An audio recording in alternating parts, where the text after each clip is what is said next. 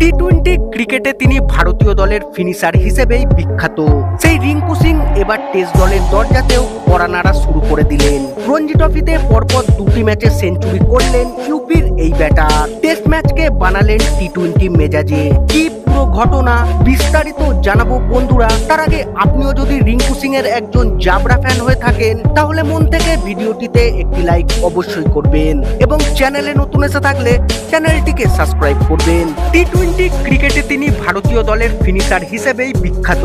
Asia কাপে তার শটেই trophy জিতেছিল টিম ইন্ডিয়া। সেই রিঙ্কু সিংই এবার টেস্ট দলের দরজাতেও কড়া নাড়া শুরু করে দিলেন।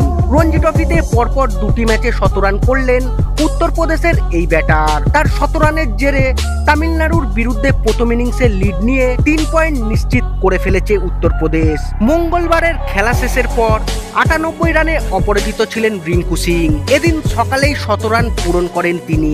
শেষ পর্যন্ত ২৪৭ বলে ১৭৬ রান করে আউট হন তিনি। ১৭টি ৪ ও ৬টি ছক্কা হাঁকান রিঙ্কু। এদিন এক প্রান্ত থেকে উইকেট পড়তে থাকলেও রিঙ্কুকে আটকানো যায়নি। শিবম শর্মার সঙ্গে ৫৩ এবং কার্তিক যাদবের সঙ্গে ৫৯ রানের জুটি গড়েন তিনি। ১৪৩তম ওভারে সোনু যাদবকে বড় শট মারতে গিয়ে পি বিদ্যুতের হাতে ক্যাচ তুলে দেন রিঙ্কু সিং। তখন তামিলনাড়ুর রান টপকাতে ১২ রান বাকি ছিল উত্তরপ্রদেশের। লোয়ার অর্ডারে আকিব খান ও কুনাল ত্যাগী উত্তরপ্রদেশকে ৪৬০ রানে পৌঁছে দেন।